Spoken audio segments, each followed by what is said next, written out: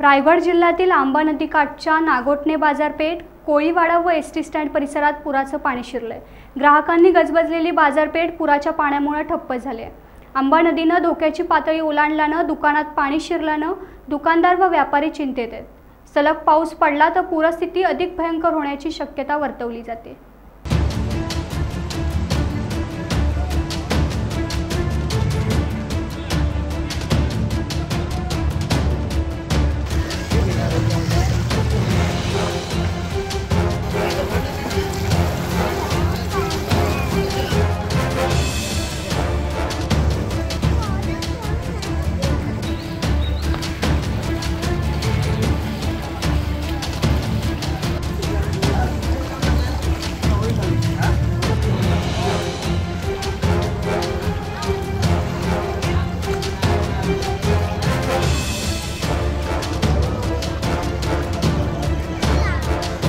Times डिजिटलला like करा, share करा, subscribe करा आणि बेल आयकॉन दाबायला विसरू नका।